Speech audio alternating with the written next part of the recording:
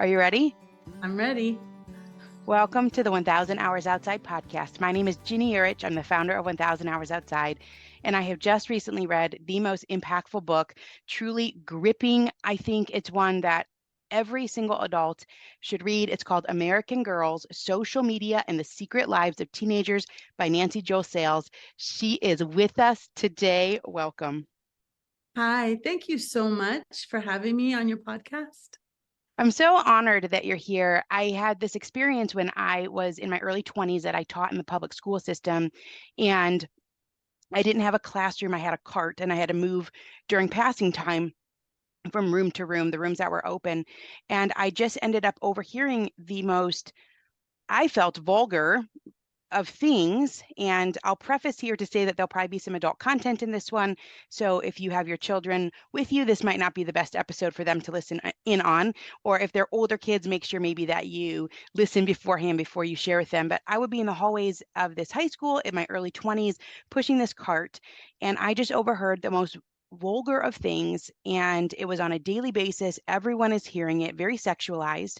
I was fairly mortified on a day-to-day basis. Some of the things that I heard, I've never repeated. I'm like, it's so embarrassing. I wouldn't even ever say it again out loud.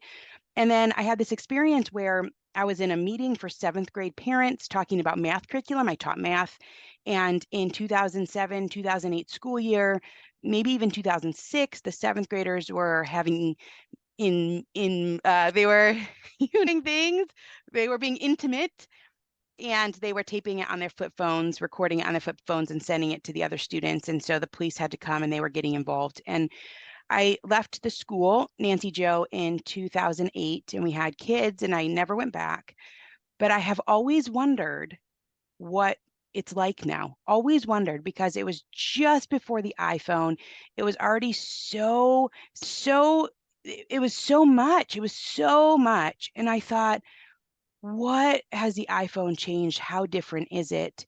And so your book did two main things for me. First of all, the things that I overheard, and if parents really want to know what's going on, it's in this book, American Girls, Social Media and the Secret Lives of Teenagers. So those things when I talk about, too embarrassed to say out loud, it's in here.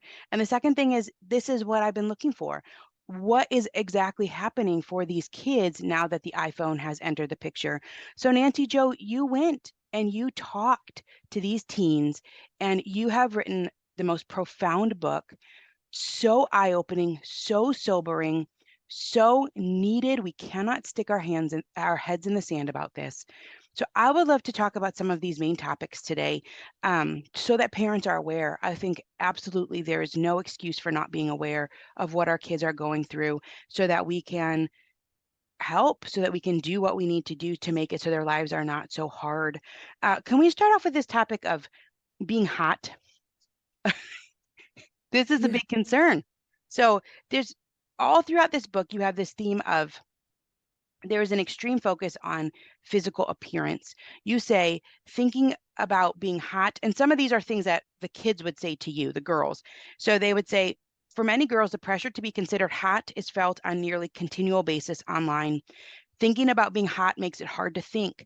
Chronic attention to physical appearance leaves fewer cognitive resources available for other mental and physical activities. So all the girls, and they're talking about this, and it's a huge concern for them. One said, if people aren't pretty nowadays, they're done with their life. If you're beautiful, everyone will love you.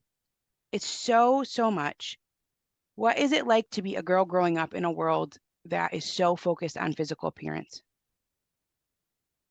Great question. I'm so glad that you posed that as your first question, because it's so important to think about and talk about. Before I answer your question, is it okay if I just say a little background to all this? Yes. No, it's okay, because sometimes if you just launch right into it, and people don't really know where you're coming from, Yeah. people have a different view of it than if they might really understand where you're coming from with all this. Sure. And why talk about this? Why is this important? Why are you into this, and what does it matter? So I'm just going to give a little brief kind of groundwork for how I got into this and the work that I did preceding American Girls and my own relationship with like girlhood and having a daughter and all that stuff. It'll just take a couple minutes. It's great So, to go with it. Go with it. okay. So I really encourage anyone who wants to think about and know about what's the best way to deal with children, especially little children and childhood, to look up the work of Fred Rogers. Mr. Rogers, as he was known, is often, he was often made fun of on Saturday Night Live, and he was, became this sort of figure that was mocked and stuff. But there's this wonderful documentary that came out about Fred Rogers a couple of years ago. I forget the name of it. I'll maybe you can find it and put it in the notes, but it was on Netflix. Really what Mr. Rogers was he was an incredible advocate for children and for children's rights and for the rights of, really what this comes down to me, is the rights of children. And we have sort of lost this idea of children's rights versus like, these kind of ideas that like rights means like they should be allowed to be sexual, or that, there's this misconception that they should be allowed to take and send nudes, or they should be allowed because that's their rights. I reject that completely. They're right. They have a need. Children have not only a need, and when I say children, I do mean teens as well. Yeah. Because technically they are children, whether or not they maybe, look a little bit older and, they're still not fully formed adults. They're children. Mm-hmm. They have the right to be protected, and they have the need to be protected. And that is something that we've lost in this whole conversation that we've had about things like agency. And, I'm a feminist to my core, and always have been. When I was 14 years old and it was prom time, the 9th grade prom, I wore a tux to the prom because I thought me and my boyfriend wore the same tux to the prom, because I just thought that like this whole sort of girls getting gussied up and putting on makeup seemed really, something that put all this pressure on girls to act and be in a certain way. So anyway, I'm sort of just like a natural feminist. Before I was even reading books about feminism, I just believe in the equality of women and the right of women to have all kinds of opportunities and to be equal to men and to just do whatever they want, really. But that doesn't mean that young girl children should be sexualized. There's something really different between the development of a natural sexuality that is done in an atmosphere of protection, where a girl child or a boy child can sort of develop who they are, who they want to be in this world, but protected from the pressures and impingement of adult ideas and adult values. Adult sexuality is not appropriate for children, in my view, and in the view of most psychologists and psychiatrists and people who work in the developmental field with children. Yeah. Adult sexuality is not appropriate for children. Mm-hmm. And, I think Fred Rogers would agree, because children, I think we can all agree that children need to be protected from the pressures to be sexualized. Mm-hmm. I mean, and to go more to your point, to be drawn into sexual situations or to be sexualized, and to get into your point about being hot and so forth. We have a culture that just really sexualizes children and teens. I mean, you see it in TV shows, you see it in music and movies, and even in toys. There was this very important study that I talk about in American Girls that I found while I was researching and writing the book, that it's from 2007. I encourage all parents to read it. If you get my book, there's a link to it in the back. And I mean, it shows you where to look it up. It's the American Psychological or American Psychiatric Association, APA, task force on the sexualization of girls. And they found, this was in 2007 and right before the iPhone came out. So now this is important for us talking about social media, because what we're going to see, what they found in their pre-iPhone study, there was already internet, but there wasn't cell phones, there wasn't smartphones yet. So you can imagine how everything I'm about to say and everything that was in their report just got like ramped up and exploded into like all day, all the time. Yeah. But sexualization is not someone deciding what they are themselves sexually. It's from the outside. It's coming onto them from the outside, from adult ideas. And often one could very well argue sexist ideas of what is sexy, this kind of like pornographic aesthetic, right? Yeah. So this is not good for kids. It's just not good for them.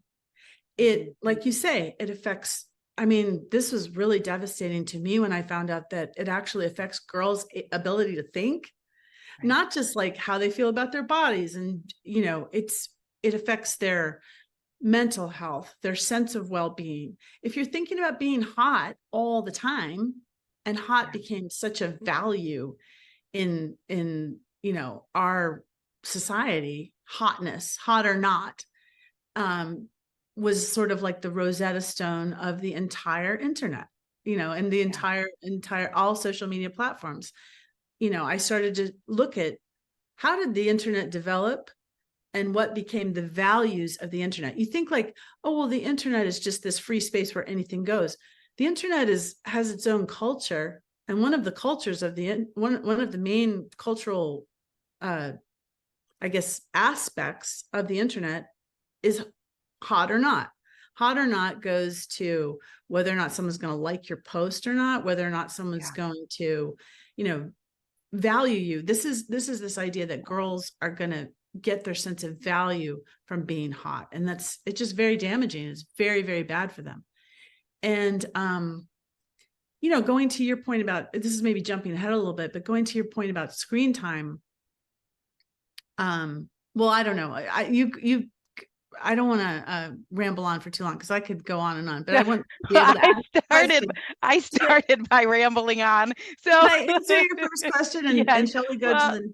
Yeah, and I think we've hit a good foundation there, and it was important for you to lay the foundation. I think I told you I have more notes on this book. I don't want people to think that I'm some kind of prude or some kind of like bisexual. That's not the case at all. I don't think it's healthy, and neither does the world that takes care of kids professionally.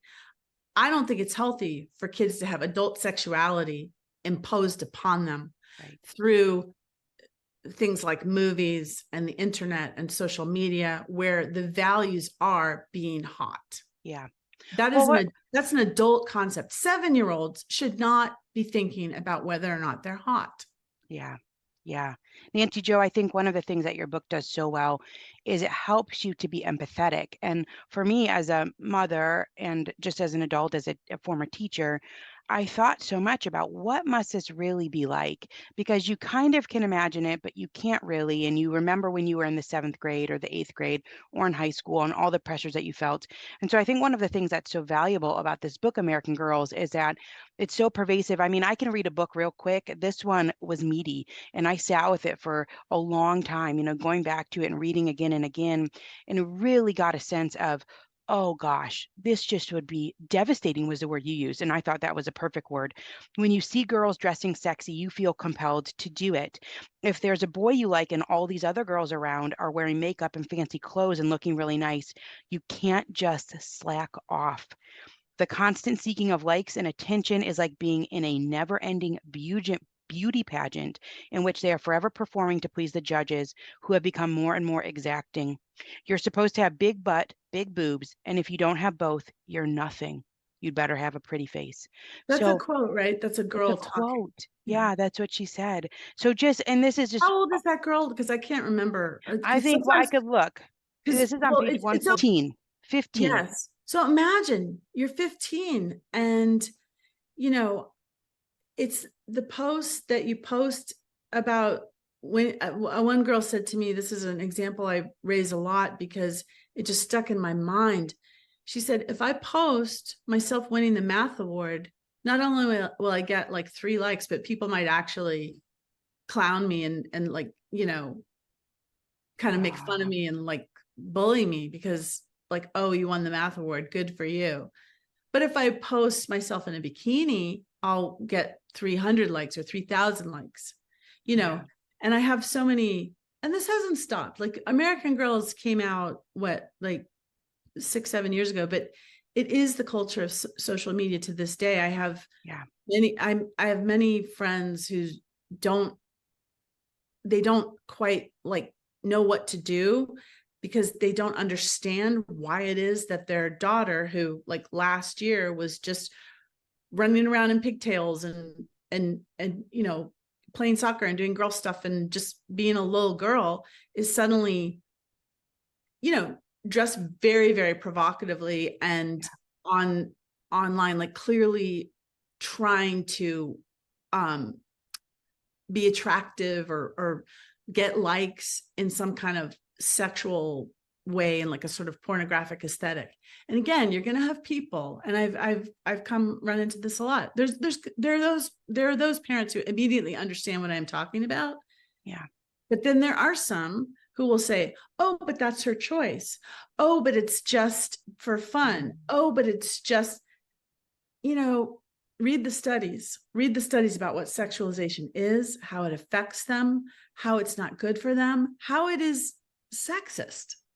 And I know that not everybody's comfortable with the framework of feminism and sexism, but I just don't know how else to put it except that it is not something that is good for women and good for girls. And to me, that makes it sexist because it undermines them in so many ways. And look, you can imagine for somebody like me who's been writing about this, researching this for almost 10 years, the kinds of stories I've heard before the book came out, during the book coming out, during my book tour, when I went to lots and lots of schools and colleges and high schools and middle schools, the things that are happening are really a lot to do with overexposure to sexual content online that begins way too early. And it's just not good for them. They just can't handle it. It's just not appropriate. And this is not some sort of, you know, prude kind of, you know, party pooper thing. This is not Miss Grundy. This is recognizing that children need protection. They need gentleness. They need a space in which to grow and develop that is safe. And the internet and social media is not safe for them. It's just not. It's not safe in the sort of content that they will experience online. It's not safe for them in the kinds of people that they will encounter. It's unsafe. And you know, my first book, when this book came out, it was one of the first things written to really talk about this. Now you have this Jonathan Haidt, I think is his name, just came out with a book that very, very strongly says this is all bad for kids. When, you know, he's got all these studies. When my book came out, I didn't have a lot of like it was like I picked the bones of the internet clean for like every academic study, and there weren't a lot. But there was enough so that you could start to make a case.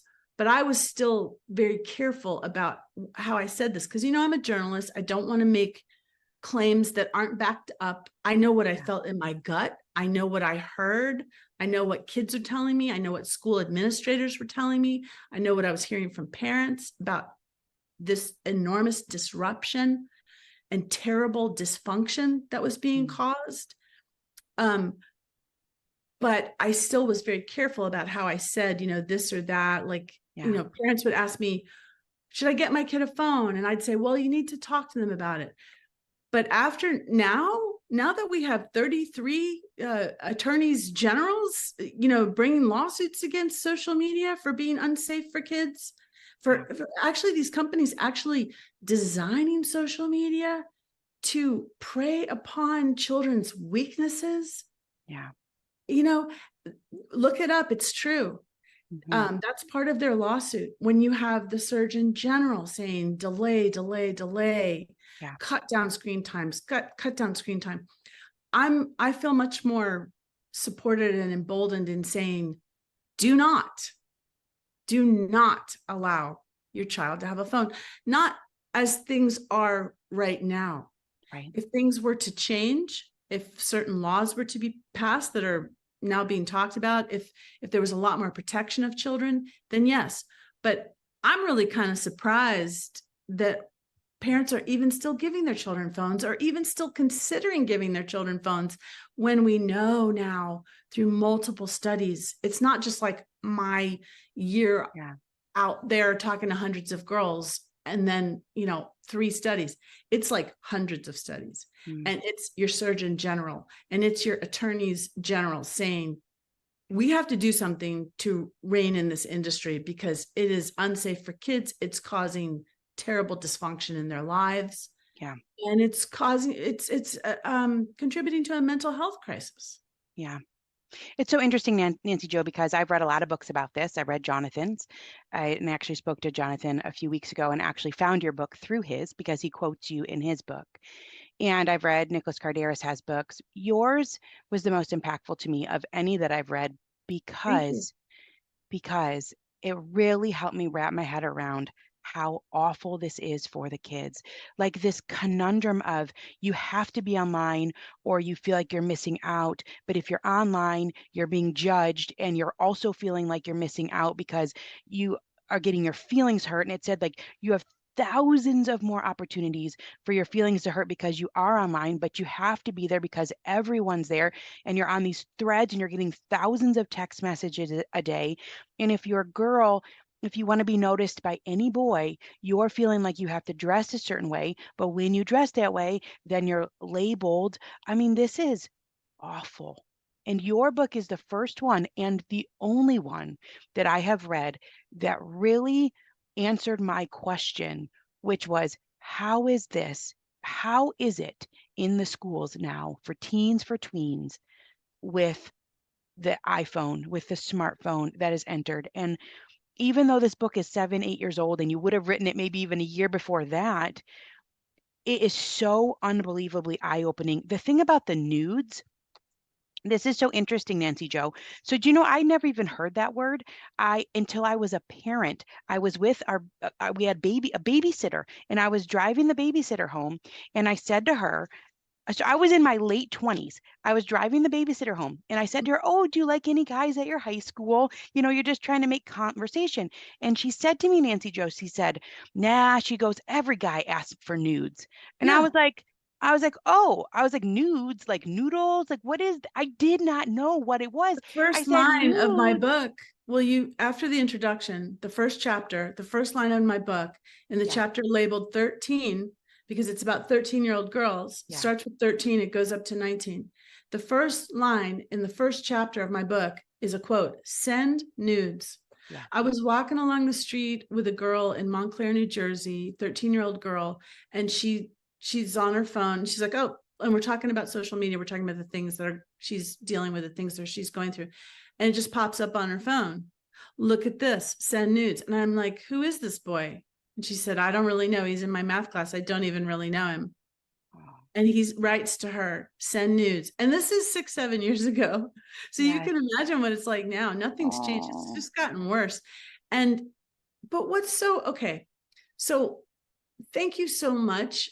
I couldn't think of a kind of compliment to my work that makes me more grateful than knowing that I enabled you or anyone to feel what it is to be these girls, to feel what it is to be these kids, because that's exactly what I tried to do with American Girls. That's why it's so much in their voices, because I wanted them to tell the story. I mean, I also cite the research that existed at the time, and I talked to experts and so forth.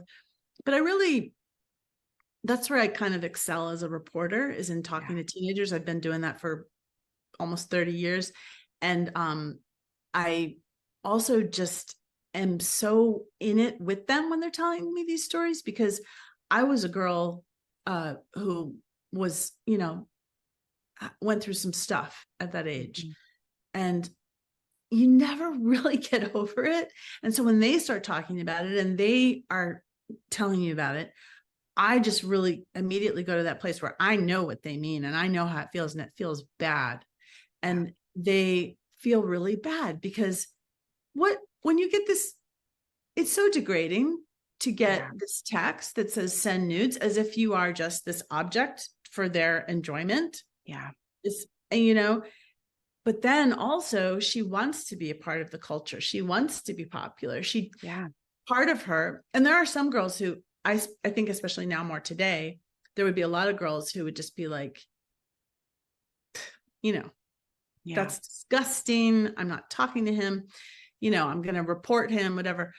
But back then it was more, and I think still to some extent, it still is this thing of like not wanting to offend, not wanting to seem like you're not a cool girl, not Yeah. wanting to seem like, if you get too upset, then you're not cool. Like you may or may Yeah. not, but you may or may not send the nudes, but then it just like puts it in your mind. Well, if I were going to send nudes, what would they be? How would I be? This Aw. is not, And they're seventh graders and yes. sixth I mean, graders. this is And not what, one of the this themes is of the not book, for them to be thinking about right? this One of the age. things of the book is that it just keeps getting younger and younger too. And so to your point, it's like this book is it 2017 that it came out? From 2016. It came out in The 2016. hardcover was 16 and the Yeah. paperback was 2017. And so 2016, so you were writing it in 2015, almost a decade ago, and it's just gotten younger and younger. And the girls are even commenting, like, my little sister, why is Oh she yeah. doing that? Yes, the 16-year-olds would say, I can't believe what my 13-year-old sister is doing. And that really came up a lot with the makeup, Yeah. because I was talking to 16-year-olds and they said, when I went to middle school, I just like threw my hair in a scrunchie and just like my sweatpants. Now, my little sister, she is spending an hour in the bathroom before she gets on the bus, contouring, putting on this heavy, heavy makeup, false eyelashes, and that's all because of it's all because of the intense focus on appearance through social media. You never know when someone's going to take your picture. Yeah. You never know when you're going to have to, memorialize a moment. You have to post all the time in order to, keep up your followers. And Yeah. you also just want to look like that Kardashian perfection, this whole idea of being perfect and being flawless and all this kind of stuff. Flawless, #flawless. It's really just so much pressure, and it's really just it's not healthy. It's Mhm. not good for them. Yeah. There's a lot of parents out there that want to be their kids, best friend. So they do things like buy them followers, or, sort of encourage them to, I knew moms, I interviewed like kids whose moms would take them to get their hair and makeup done for a photo shoot for Instagram at like Oh, 14, or would talk about doing plastic surgery. There's an enormous rise in plastic surgery for teens now, which plastic surgeons say is in large part due to the pressure of social media. mhm. And it's just not, I mean, you're just becoming a person. Yeah. When you're that age, you're just becoming a person. You don't know who you are. But the Yeah. beautiful thing about growing up is doing all the things that you would do, to having all the adventures you would have, having the relationships and friendships you would have, making the mistakes that you would have. You're not allowed to make mistakes anymore. You're like instantly, they're so afraid. Like, you want to talk about this mental health crisis. The anxiety is so much about social media and not wanting to look bad or say the wrong thing or maybe get canceled because you've made a misstep. It's just like a constant worry. And that also, the sort of tail of that is a depressive cycle where it's like this fight or flight thing, this anxiety thing, like, oh my God, are they talking about me? Is what's being said online, and wondering like, should I jump in on this bullying thing or should I not? Am I gonna get clout if I do, or am I gonna, feel terrible about myself. And then if I do, I'm depressed. I mean, Yeah. it's too Yeah. much. It's too It's, much. It's too it's much and too, it's so layered. You had talked about, I had a quote that I had highlighted, but like I said, I've got a lot of notes here. One night can make or break your college experience. One night, one wrong photo, one misstep, one tagline or comment, and you are done. I hear this over and over. It goes online and it's viral. Young women are afraid, terrified of getting a reputation, but they feel like they have to participate in hookup culture and advertising their hooking up on social media. It's just a total mess. And this thing about the nude photos, which I just thought was so heartbreaking and maddening, was you talked about this girl. Now, I loved the way you organized this book, Nancy Joe. I was confused at the beginning. I was like, this chapter is called 13. I was like, that's such an interesting chapter title. And then I was like, oh, this is fascinating that you're going through it's 13, 14, or such an interesting way to organize a book. And you think about 13-year-olds are in the 7th grade, the 8th grade, and she gets this, you're talking about, she gets this message about the nude photos. Now this sets off this chain of reaction in the girl's mind, like maybe he likes me. And I'm like, oh, like every girl relates to that. Like girls want to be noticed. That's what's hardwired in us. You watch any Disney movie, right? I mean, that is the desires. Like girls want to be, they want someone to notice them and they twirl and all of those are like special things. And so he sends this asking for nudes. She says it's never happened to be her before. This was her first time. I was like, whoa, he finds me attractive. That's kind of strange. I never knew he found me attractive. So there's this like pull, like a little bit of allure, even though it's inappropriate.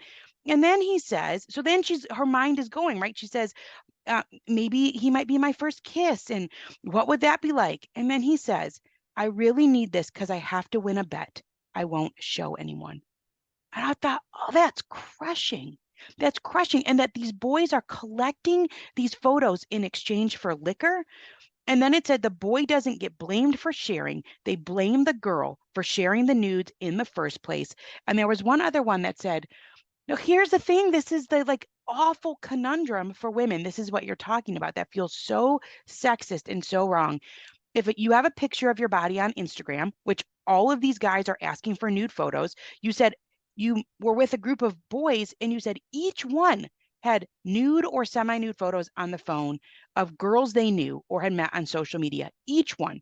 So it says if you have a picture of your body on Instagram, then it will be hard for you to get another relationship because the boys will be like, oh no, I don't want to be with you because everyone has seen your body. It's not just mine. So it affects a person a lot, not just at that one moment, but like their whole life. Wow. you know what I'm just thinking about when you're telling me this? Yeah. So I just remembered. So when I was doing this book, I was very affected by these stories. Yeah. Sometimes I would go back to my hotel room and like cry. Yeah. I mean, I'm emotional. Right? It's emotional. I would also get Awful. I would also get incredibly angry sometimes. Yeah.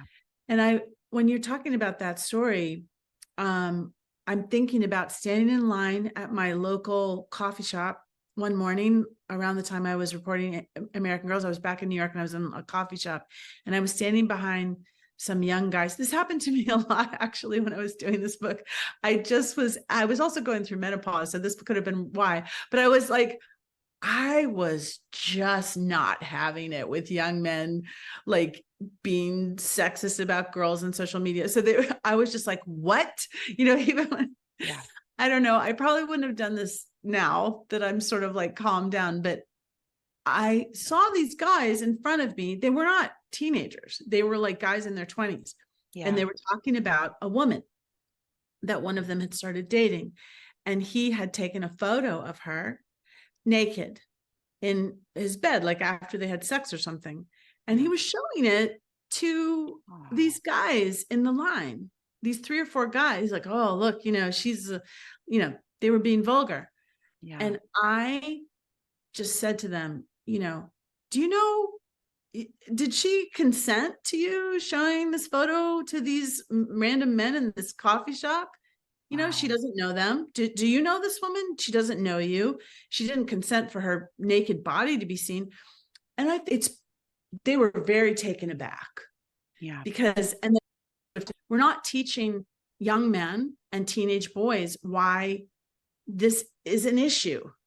Yeah. We're not telling them what this means really, Yeah. and I mean, how I think, yes, then we're because not teaching them what objectification is, because they're objective. See, objectification isn't just about like seeing your girlfriend as this like body that you can show off to your boys to get props. Objectification is also how you're going to see the other women in the office that you work in. It's how you're going to see, you know, women in professional situations. It's how you're going to see women in all aspects of your life. Your wife when you get married. What I bemoan about the internet and what it has done to the ways that people relate to each other, the ways that women and men, genders relate to each other too. And that's particularly damaging to children. Yeah. And because they're just trying to figure out what it means to be a person and what it means to be human, you know, and if we normalize these behaviors to them that are dehumanizing and, let's face it, sometimes very cruel, then what kind of society do we expect to have? In fact, what kind of society do you think we do have after, you know, 20 yeah, it's nuts. I mean, years no, of internet? no one is dating. I mean, this book was so eye-opening to me, and I actually almost felt like, you know, obviously we have daughters and sons, and we're in the teen years here in our home. And I was trying to think, like, is this more important for moms of daughters to read or moms of sons? And I almost feel like, even though it's called American Girls, like this is the book that you have to read if you have sons, because these young men are treating these women in such cruel ways that is so demeaning. And it talked about, okay, so here's an interesting one. She's talking about how these girls are feeling so much pressure, right? They're having to compete for attention. It's as it's rare for a woman of our generation to meet a man who treats her like a priority instead of an option. And you told this story about how they're at this party and there wasn't enough beds. And so the guys, the boys made the girls who wouldn't sleep with them sleep on the floor. And it's just this thing where these girls feel like they have to do these different things or they're getting no attention at all. Um, and I just felt like has to be a conversation with the parents to be talking with their sons as well. I mean, You it's know, not just a conversation with the daughters. one thing, you know, the internet and social media has just had an enormous effect on dating. Obviously, also Yeah. online dating, which I made a documentary film about for HBO a few years ago, and it's still on. I think it's on like Apple. If you have Apple TV, if you have a Yeah. subscription, it's called Swiped, hooking up in Yeah. the digital age. This hookup culture has kind of changed a bit because hookup culture was really a thing of millennials in the, Mm. you know, and it's Yeah. not to blame them at all or slut shame them or anything. I really think it had everything to do with this rise in misogyny and this rise in like this internet sort of treating people as disposable and all this kind of thing that was happening. But Gen Z seems to be really not 100%, but there seems to be a turning away from hookup culture, a turning away from dating apps, turning away from dating. And I think that's not healthy either, though. You know, Right. Right. it has a lot to do with just how awful it's become Yeah. and how unpleasant it's become and unhealthy. And I Yeah. think that it is healthy for them to turn away from things that are damaging to them. But there's not a lot of like good alternatives at the moment. Yeah, You like know, dating is fun. I remember dating being it should really be fun. fun. It should Yeah. be fun. And so this one girl, this is toward the very end of the book, where she said she went on one date in college and she was talking about, she said it was a real life thrill. How do I look? I couldn't even plan what I was going to say to him. It's not like texting. This one experience, she did it one time and did not have any experience outside of this texting relationship. And someone said, do we even know how to fall in love anymore? But these are huge, huge Breaks themes. my heart. Yeah. You know, when I well, you know, nudes are so central to this conversation. It's so Yeah. interesting that you focused on that because they really are. Because Yeah. really, what are nudes? This is one of the things that I discuss in the book. Nudes are pornography. I Yes. don't care what you think. Yeah. it's just like the textbook definition of pornography is, you know, is a nude. Yeah. And it's just self-generated pornography. Yeah. But it's also distributed like pornography, unfortunately, and it's distributed non-consensually a lot. That's the main reason to tell your kids not to do it, not Yeah. because it's immoral or anything like that, but because it's very dangerous to their safety in terms of having their online privacy maintained. Because look, I mean, I don't want to tell you how many stories I've heard about non-consensually shared nudes, including the one that got me into this whole subject matter, which was Amanda Todd. When I read about Amanda Todd in 2012, she was the Canadian girl who killed herself at 15 years old. And I believe it was 2012, over a non-consensually shared nude online. And she did a suicide note that you can still see on YouTube. It's just devastating. Yeah. Anyway, that just seemed to me like, God damn it. Like, I just don't want that to be happening to girls. And when or anyone. And when I started to look into it, it seemed like it was just so common. And girls have been taught to sort of laugh it off and shrug it off. And, like, what else can they do kind of thing. Again, nudes are part of the whole dating experience today. That's one of the first thing that happens is to exchange nudes. But that changes. See, the problem with that is that changes. Nudity, I have no problem with nudity, but a nude image that is a nude pornographic image that is sent to someone that you don't even know that well for their use, because a lot of young men just sort of, and they've told me this, they sort of get off on getting a picture from a real girl. It's like more of an ego boost than, like they trade them. Sometimes like they trade them like Pokemon cards. They made these slut pages. Like, when I was doing this, these slut pages that I reported on, that became a big thing in my book, that I had reported on the fact that like almost every school I went to had a episode of slut page. That's when some boys will put together a whole bunch of different images and put them online. That had been going at the point that I did this book, that had been going on for years. It's just nobody had been talking about it. And the kids were so nonchalant about it. Like, yeah, there was a slut page. There was a slut page. The whole problem of nudes is so central to this whole conversation, because it has been normalized, and it has been normalized by parents also, who say, oh, they're just expressing their sexuality. No, that's not, a nude is not sexuality. It's not sex. It's, to me, pornography. And especially the kind of pressure that it exerts, and that it can be weaponized, literally used as a weapon. Oh, yeah. There was one that said, there was a boy that had said, I had this highlighted, something like, if you don't, it was to that one 13, I don't know if it was to that 13-year-old girl or not, but it was something like, if you don't send it to me, I have these ugly pictures of you that I'm going to post online. It was something like that, where it's all of a sudden it's a threat. It's called sextortion. It's a huge problem. So much of a problem now that last year the FBI published a report on this, on sextortion. I mean, look what just happened and it's only going to get worse with AI. Look what just happened to Taylor Swift. I mean, if it can happen to someone of her stature, imagine being a 13, 14, 15-year-old girl. What can happen to you? Yeah. We have to get laws in place. There's a lot of laws because of Taylor Swift. Actually, there's a lot of laws being proposed to ban AI generated pornographic images, which can you believe there's no law against it right now? No. I mean, we need these laws, but in the meantime, before these laws get passed, parents have to step in and protect their children. Yes, they do. And so you have to read the book. I think you can, if you are listening to this and you have not read the book, you have to read the book. There is no excuse not to read this book, because you have to know.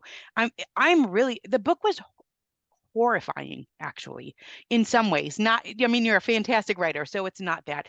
The content is horrifying, what young girls are having to deal with. And this was a sentence: they blackmail you. They say, oh, I have embarrassing pictures of you. If you don't send nudes, I'll send them all out on social media.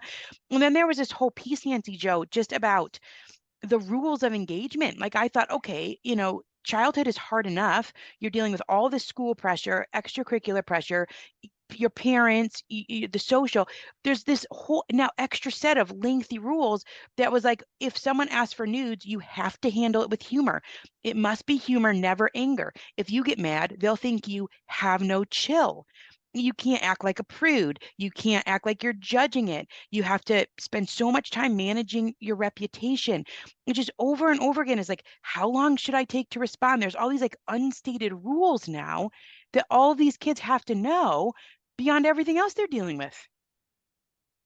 I really think that it's funny because my book did well. It was a bestseller. There was a lot of pushback to it too, because at that point there were some people who weren't ready to hear this and they didn't want to hear it. And yet, whether it was in the good reviews or the bad reviews or the pushback reviews, they're like, oh, it's not that bad. It's, the kids are all right. My critique of social media has nothing to do with whether or not kids are all right. Kids are victims of this. It's not the kids' fault that this is happening. It's the fault of these companies that exploit children for their own gain. And it's also the fault, I'm sorry, of pornographers and the easy access that children have to pornography. This is the one thing that, whether it was, like I'm saying, like a pushback kind of review or a really good review, nobody wants to talk about pornography. Everybody is afraid of being seen as some kind of prude or person who has no chill, just like these girls, if they talk about pornography. Children should not look at pornography. That is, I think, a very reasonable statement. And also by our laws, they should not look at pornography, but they can, and they do. And if you think it's not affecting them, you had one about second graders. Second graders were looking at it on the school issued iPad. How old is a second grader? 7? On a school issued iPad. You said this: technological advances are often accompanied by a surge in the production and consumption of pornography. And we're right into this generative AI surge. So this is about to get worse. This is about to get a lot worse. Yeah, a lot worse. My thing used to be like, I was a little scared to come out and be too strong in my prescriptions for what we should do. I'm a journalist. Like, I'm not used to telling people what to do, or I wasn't back then. But after seeing what I've seen and seeing how it's only gotten worse, and it's so urgent. And it's not just, I used to say, oh, talk to your kids. I don't think that's enough anymore. I really don't. I just don't think they should have phones. I think they should have as many roadblocks and obstacles as possible to make sure that they're not looking at pornography. Parents are like, some parents are like, I would never check my children's devices. I respect their privacy. But, that's not the world we live in. Yeah. The world we live in is that there are dangers for your child in these devices. And it's not really enough to talk to them about it. I gave a talk once at a school. It was a really big school in a kind of affluent neighborhood. I give talks everywhere, all kinds of backgrounds of kids, but this was a kind of affluent place. And I remember the dad came up to me afterwards, and he said, when he's like getting the book signed, he said, well, I can tell you right now, my son doesn't watch pornography. And I said, well, okay, well then he's like an almost, infinitesimal minority. They tried to do a study once on men and boys who don't watch pornography, and they couldn't get enough of a sample of that to actually do the study. So we know that by studies that by the age of 12 or 14, boys are watching pornography. And, this isn't like healthy stuff. It's pornography of today. Yeah. Like, think of who a pornographer is. Think of who that person is. And then think, is that really the person that you want teaching your kid about sex? Because most kids will tell you they learned about sex from pornography. And it's completely available online. Yeah. And nobody wants to talk about it. So anyway, I said, well, okay, maybe he's not. Cut to a week later, I get an email from this guy, and he said, I did check my son's phone, and I really really had to tell you, you were right. He's not only watching pornography, it is the first thing that he does when he opens his eyes, because he's like watching it the first thing he wakes up in the morning. He watches it when he comes home from school. He watches it at night before he goes to bed. And these were not like, a lot of boys this age who are heterosexual tend to watch teen porn. So this is I'm sorry if this is uncomfortable, but people need to know, if they don't already know, teen porn is not, it sexualizes young women and girls to be sexual beings, but it often involves these scenarios that are like, let's see what we can trick this little girl into doing. It's really sick. Yeah. And I think that it gives them really messed up notions of sex, of healthy relationships, how it is to be with a partner in bed. And it affects their whole view of women if they're heterosexual boys. So I don't really think it's like, oh, talk to them about it anymore, because they shouldn't look at it. Make it so they can't see it. Make it so they can't see it. And when it comes to girls and like Instagram and stuff, we know from Facebook, which owns Instagram, we know from Meta's own studies, which came out after my book was published, because I think, the conversation got started by me and some others that this is not healthy. And they said, is it? And they did their own internal and found from their own internal studies that it was causing girls to have body image issues and feeling like they were constantly under pressure to compare. What did they do with those studies? This tells you everything about them as a company. Did Meta say, wow, we are affecting the health and well-being and mental health and of young women and girls, we need to do something? No, they suppressed the study, and it didn't come out till that particular study till 2021, when Frances Haugen, the Facebook whistleblower, exposed it, leaked it. Wow. So, I don't see how anymore I can sit here as somebody who has heard what I heard, know what I know, and say like, oh, just talk to them and everything will be all right. It won't. They need to not see it. Is where I've now come down. Yeah. They need to not be on it. Don't give them the account. I mean, you have to read the book. I just want to very briefly, Nancy Jo, so people know what's in here, because, we're talking about pornography. We're talking about nudes. We're talking about this pressure of hot or not, this focus on appearance. But there is a lot more in here. You're talking about dating, parenting.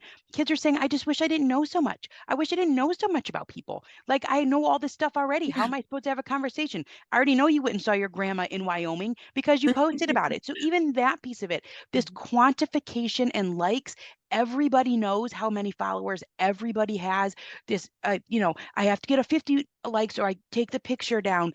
This press for perfection, cyberbullying, how much time kids are spending is 24/7. I want to read one quick story. We're at the end, so hopefully parents have turned this off if their kids are listening. I'm saving it for the end. But this is just one of several that I highlighted. This horrifying pressure. Billy told the story of a girl, a very popular girl in the 8th grade, who was photographed engaging in oral sex.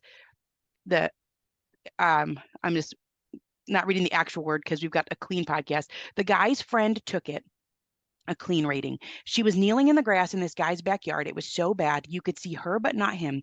Someone posted on Facebook and people shared it, mostly boys. Everyone was talking about it. The whole town knew. And then there was a girl, Jennifer, who's giving a presentation in class. And in the front row, these boys were holding up these phones with pornography videos going on them and saying, I have a question. She couldn't even concentrate. It was so sad. I felt so bad for her. And you said, didn't the teacher see? And the teacher didn't even know because she was at the back. So these boys are sitting in the front of their class holding up their phones with pornography videos playing while this girl, this high school girl, is trying to give a presentation in her school. I mean, this 2 girls, 1 cup. I can't even read it. It's on page 40. I mean, it is horrifying. You also give hope. You talk about the strength of family. You talk about just reading. You talk about reading. You bookend the book about reading. You love to read. Girls, pick up a book, put down your phone. Boys, pick up a book, put down your phone. And I think it's probably one of the most important parenting books I've ever read. in all of my years of parenting, Nancy Jo. And I'm so thankful that you came. I know we've gone a little bit over your time and you have to go, Well, but that's okay. I just want to say to you, I don't think that I have ever, I've been interviewed on NPR and all these amazing shows about this book. I don't think I've ever been interviewed by anybody who understood the book as well as you do, Mm, and zeroed in on the stories in it that are the ones that I still think about and that still haunt me, like that one. That is one of the most disturbing things I've ever heard, that you could be a girl up in front of a class trying to, do your presentation that you've worked so hard on and you tried to get just right, and you're trying to give your presentation, and there's boys flashing essentially self-generated pornography about another girl that in your class. And it's just, it is horrifying. And but there is hope. And I think the hope is that we are starting to have more awareness. There's so much more awareness now than there was, but also don't think that things have really changed or are better. I think in some ways they're worse, because it is so normalized. It is just so much a part of teenage life. And right when my book came out, there was more of a discussion about it. And some things, the other things in the media, like there's a show called 13 Reasons Why that was a very popular show on Netflix. I think it was Netflix, that was about a girl who commits suicide because of a nude being non-consensually shared. I think that's what it was, right? A nude being non-consensually shared. But what did people do? They attacked that show for being about suicide. But you know what? We have a rise in suicide among girls, and we need to know why. And that is why I got into this, because of a suicide of a girl who had a nude shared non-consensually. I don't want girls to be killing themselves over these things. Nobody should. And I also don't want them to be so inured to it that they just shrug it off like, yeah. oh, well, that's just life today. Yeah. They shouldn't have to be. And I'm grateful for you having me on. I'm grateful for the work that you're doing, for bringing awareness to this, because it hasn't changed, and parents do have to step in, and we do have to protect children and teens from it. It's not anything to do with them. Just remember that there's nothing wrong with your kids. They are victims of these trends. They are victims of these companies, be it pornography companies or social media companies. They're victims of politicians who won't stand up to social media companies because they're getting money from them on both sides of the aisle. They're victims of people who are just interested in the bottom line and not in the health and well-being of kids. Yeah. And so it's not their fault. But what do we do? We parents have to protect them. We have to, like you said, read books, go outside. Go outside, go for a walk. You have that. You had Layla at the very end, and I thought this was such a beautiful ending. She said, we have no electronics at dinner. When we go on family vacations, everyone leaves the phone in the room. We have prioritized real intimate family interactions, and I think that has made a huge difference. Do you feel like you miss out? Yes, but in a good way. Wow. Wow. And I thought that was such a powerful ending to the book, that there is hope. The hope lies in your family right now. And that's what Kim John Payne says. He talks about bullying, cyberbullying. He said, you're probably not going to get a lot of help at the school. They don't even know what to do either. And this runs through this book too. It's like it's cyberbullying. It happened online. And there's just all this confusion of who's responsible. But as a parent, you can be a safe harbor, and you can be the one that sets those limits. As a parent, just know, I know you have to go too, but let me say two more things as a parent, what you can do. First of all, don't think that your kid is going to suffer from not being on social media. No, they are going to flourish. They're going to maintain their attention span, for one thing. Social media and phones destroy attention spans. And I've heard this in every school I've spoken to. Administrators, teachers tell me guidance counselors, they've seen it all. These phones destroy our school. They destroy the attention span. They can't concentrate. Mm-hmm. They are also, they're losing the ability to connect with each other in real time in the real world. so you're not going to be hurting your kid. Right. It's just such a basic thing, like my mom talks about like when she was in high school and they had cigarette machines in the cafeteria. Yeah. And everybody was just smoking away, like in the cafeteria. And now we know that will kill you. Well, I think it's a lot of people make the comparison between social media and cigarettes. Just because they want to do something doesn't mean it's good for them. Yeah. And parents just have to be strong. And one thing you can do, which I've seen in communities all over the United States, and parents have told me this, you get the friend group to all be in on it. You get everybody in the friend group to all the parents in the friend group, your daughter, son is friends with X, Y, and Z kids, say, we're all going to wait till they're, well, I would say 16. Yeah, 16 to 18. That's what Jonathan was saying. He said 16 at the minimum for social media, at the minimum. And this book changed me because our oldest is almost 16. And I can't tell you how many times is Instagram. And I've kind of thought, well, maybe 16. And then I read your book and I was like, maybe not. Well, my daughter, maybe not. Actually, I didn't get my daughter a phone ever. I mean, I can't, knowing the things I know, how could I? She has one now. She's 23 years old and she has a phone, but she didn't get it till she was in college. And she thanks me. She thanks me because she avoided all the drama that her friends got into. None of it. She was Your daughter she's super creative. There was a link out from your website to hers. Super creative. She helped with your documentary. Yes, she did. So she had all of that time to grow into the person that she is and to have this depth of creativity. You see it. She has a depth to her. And so what an encouraging thing. You didn't give it to her at all. That is so encouraging to parents. She reads books constantly. I'm on my phone more than she's on her phone. Yeah. And I think that that's just the best way to raise them right now. You can't let these companies, don't think of it as like, I'm depriving them of something. Just change the framing to you are protecting them from something. Yes. You say the kids even are saying it's a lot of pressure to be allowed to make all our own decisions. We're just kids and we don't always know the right thing to do. What a book, American Girls, Social Media and the Secret Lives of Teenagers. People can find out more about you at nancyjosales.com, and I'll put the link in the show notes. We always end our show with the same question. And since we're still here together, I'm going to ask it because otherwise people are like, wait, you skipped it. What's a favorite memory from your childhood that was outside? I spent a lot of time as a child inside because I was a reader. I read a lot inside, but I also read outside. We had a porch swing, and I just voraciously consumed books. And we had a porch. I grew up in Florida, and we had a porch swing that was like my spot. On the weekend, I would just lie in that swing and just read. And I can just remember the smell of Florida. Florida is a really beautiful smelling place. We had hibiscus bushes and periwinkle bushes, and we had an orange tree. And I just remember those fragrant flowers and fragrant fruit smells. And I'm lying there in the porch swing reading Little Women and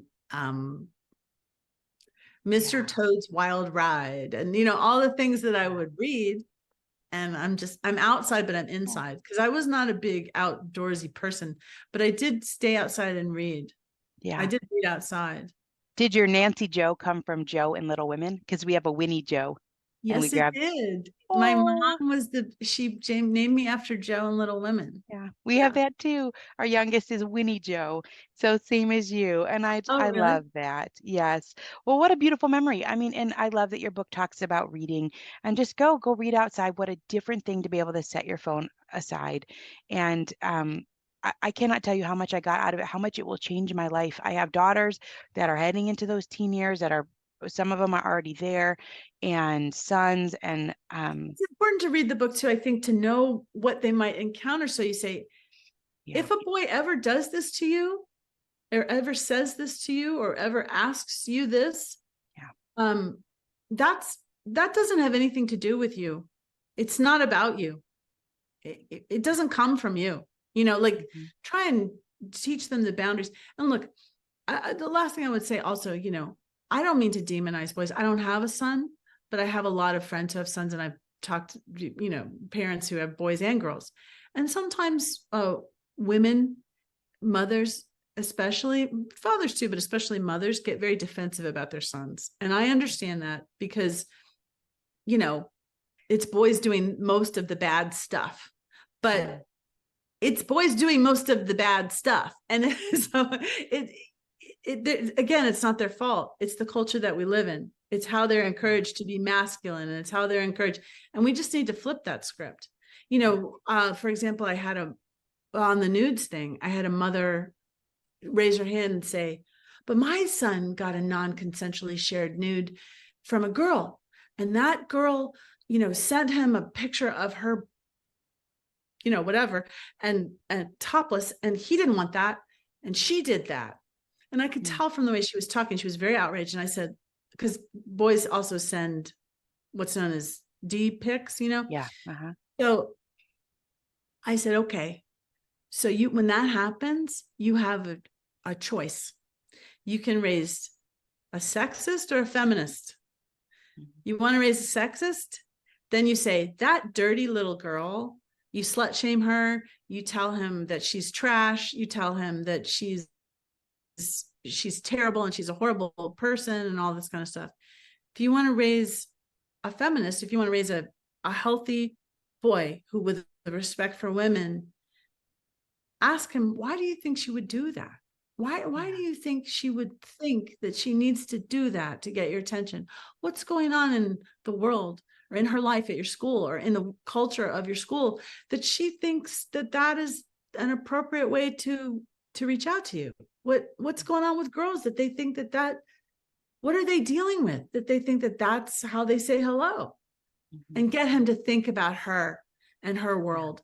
And, you can do that with girls too, when they send dick pics and say and then I think you can talk you can talk to them about these things in a way that creates more understanding for both girls and boys and, other genders.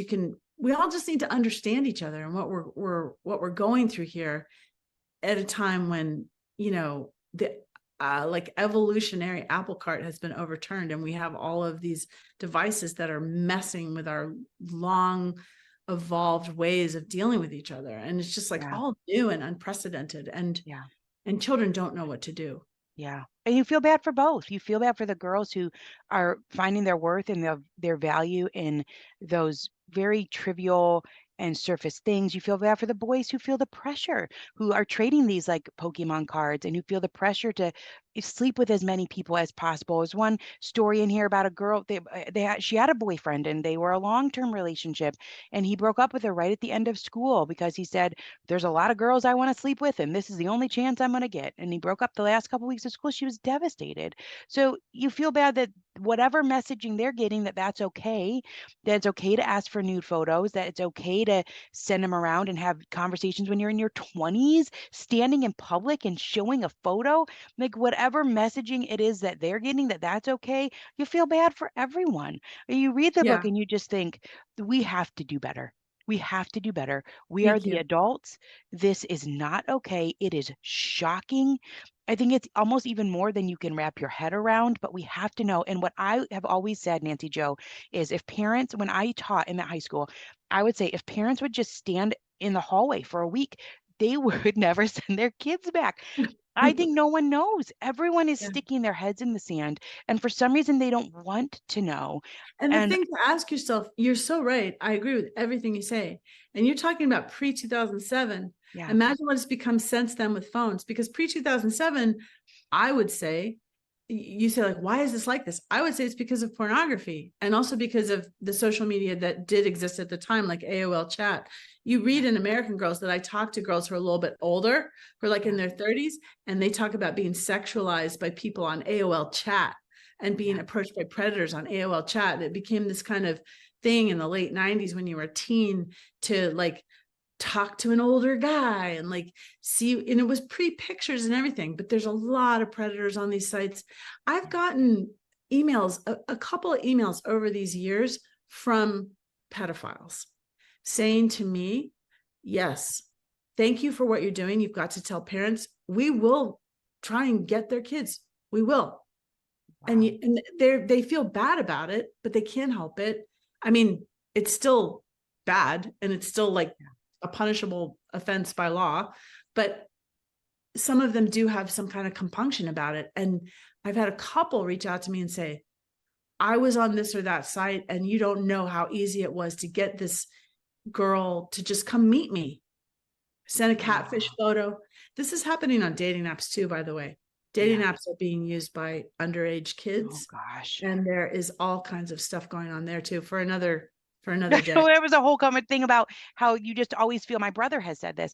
He said, you just feel like there can always be someone else, you know, that you don't like the way they eat their peas. Well, swipe on, there's going to be someone else. So even just that thought that there's an endless pool. Well, I made a whole documentary about it. Yeah. I mean, that is what Swiped is about. It's about the endless options, the addictive, the way they're designed to be addictive. My film was just recently named by the plaintiffs in a lawsuit. Did you see that? No. There's a new lawsuit where a class action lawsuit, they're suing the dating app companies and saying you designed these things to be addictive. And here's the proof in this film made by me, where one of the leading, the heads of one of the leading dating apps, Tinder, talks about, yeah, we designed it to be addictive. Yeah. And ding, there was a kid talking about, and it dings just like it's like a game. And you just have this sense that there's this endless pool of people, but there isn't. There is not an endless pool of people. And so what a damaging thing it's doing to our relationships. And someone says, who said it? He says, you don't need studies to know that going outside is good for you. And he's like famous. His name is Steven Rinella. Steven Rinella says you don't need studies to know that going outside is good for you. And I think with this book, American Girls, Social Media and the Secret Lives of Teenagers, you read it. It's a heavy read. It's a must read. It's a read that you talk about with your friends. You get together as parents. You don't need studies. You don't need studies. You don't. What kind of people are we to have to look at this book and then say, well, where's the study? Like, no, we know we're people. There are this so is many. Awful. There are, but it's like you don't need them. There are so many now. I mean, there weren't then. Yeah. But there are now. Yeah. This is just awful. You would feel awful to have to grow up in this. You would feel so awful, so much pressure, like the mounds of pressure that you would feel to know what your classmates look like naked. I mean, what is going on? So parents have to read it. It is a must read. You keep it on your shelf because you're going to go back to it because there's a lot of pressure on parents to make sure that the kids have this or that. You feel it. Buy a copy, keep it on your shelf, give it to parents, read it when your kids are young. If they're in the first or second grade, it's time. It's time to read this book so that they know what's coming as a parent. If you've got kids that are teens, tweens, older, if you're a grandparent, come on, we got to all read it because it all matters. A lot of grandparents read my book, a lot, and gave it to their children who were parents and said, please read this. A lot of grandparents came to because they know that you don't need technology to fall in love. You don't need technology to fun. You don't need it for any of that. Yeah, in fact, I mean, anytime I'm old enough to know a time when we didn't have it and when life strangely was a lot more fun. And I don't, sometimes millennials and younger people get very defensive and they say, why are you putting down our world? No, please. That is not what I'm doing. I am talking about how you have been cheated out of a real life existence, a real world existence, because you have been sucked into this notion that your whole life is online, and you've been made to be addicted to this stuff. Yeah, it sure does feel nefarious when you think about it. It's just a couple of those tech bros, and they are just making gobs and gobs and gobs of money by having our society be layered with this hotness and news. And you must look this way. Look at who they read. Look at who they emulate. They emulate like B.F. Skinner, and that's talked about in my film Swiped. who was this behavioral psychologist. They're all about behavioral psychology. They're all into conditioning you and making you do things. You're talking about agency. You think this is your choice to be on Instagram hours and hours a day? You think it's your choice? You might think it's your choice, but these are people who have studied behavioral psychology and have figured out all of the ways, the algorithmic ways, the bells and whistles to get you to use their product, because this is a product. Yeah, and they're making money. Nancy Jo, what an eye-opening read. I am so glad I read it. I wish I would have read it when it came out. I'm so thankful that you wrote it, and so thankful that you took this time to be here with us today. I know families are going to be so grateful to read what you wrote and hear what you said. Thank you so much. I'm thankful to you. Thank you.